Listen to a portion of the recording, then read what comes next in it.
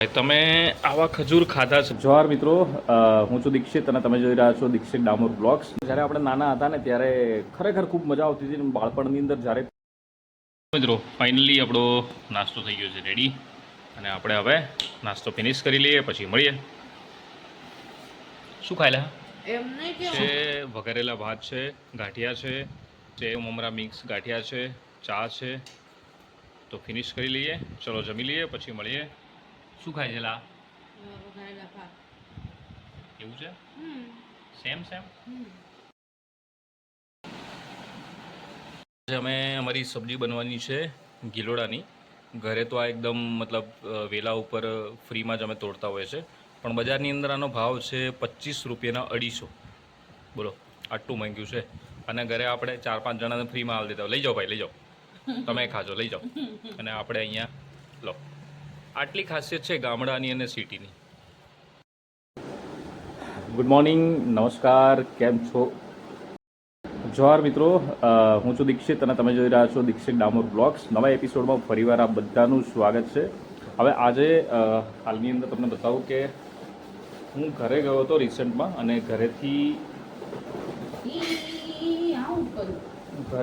હું લાવ્યો છું ખજૂર, અને ખજૂર કાઢવાના ચક્કરમાં બધું વેરાઈ ગયું છે. બતાવું તમને. અરે યાર, એટલા બધા ખજૂર છે, ઘરના દેશી ખજૂર છે. તમને અહીંયા બતાવું. તમે આવા ખજૂર ખાધા છે કે નહીં? ખાધા હોય તો કોમેન્ટ કરીને કહેજો. અમારા ઘરના દેશી ખજૂર છે, અને જે ખજૂરી ઉપર નાનપણમાં બહુ જ ખાધા છે આને, બરાબર. એટલે આ ખજૂર ખાવાની મજા એ કંઈક અલગ જ હોય છે.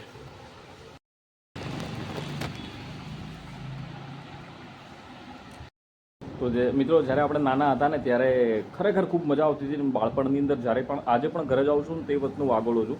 નાના છોકરાઓને જોઈએ છે ને તેમ થાય છે કે એકચ્યુઅલમાં જે હકીકતમાં જીવન હતું, આપણે કાળા થવાનો ક્યારે ડર હતો નહીં.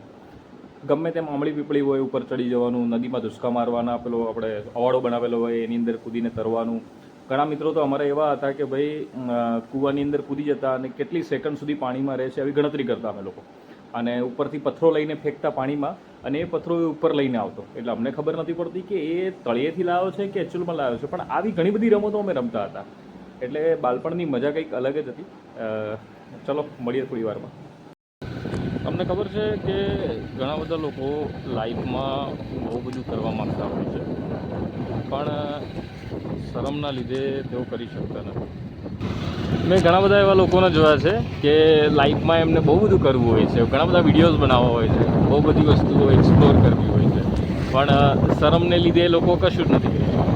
પણ એક વસ્તુ કહું યાર, જ્યારે સમય વીતી જશે, તમે ગરડા થઈ જશો, ત્યારે તમને તમારા એ જવાનીના દિવસો, એ બાળપણના દિવસો, અત્યારે જે લોકો જવાન છે એ લોકો બાળપણને વાગોળે છે કે યાર મેં મતલબ બાળપણની અંદર કેટલી બધી મસ્તી કરી હતી, આંબળી પીપળી, કૂવામાં ધુબકા, ગીલી ડંડા રમતા હતા. કેટલી જૂની યાદોને વાગોળતા હોય છે. કાશ આપણી પાસે એ વખતે વિડીયો નહોતા બનાવી શકતા, એટલે આપણે એ મુમેન્ટને કેપ્ચર તો ન જ કરી શક્યા.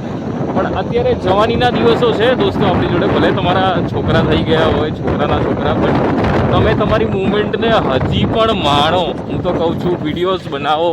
તમને જે લાઈફમાં ગમે છે ને યાર, એ કરવાનું ચાલુ કરો, કારણ કે એક સમય એવો આવશે તમે નહીં ચાલી શકો, નહીં બોલી શકો, હાલી શકો.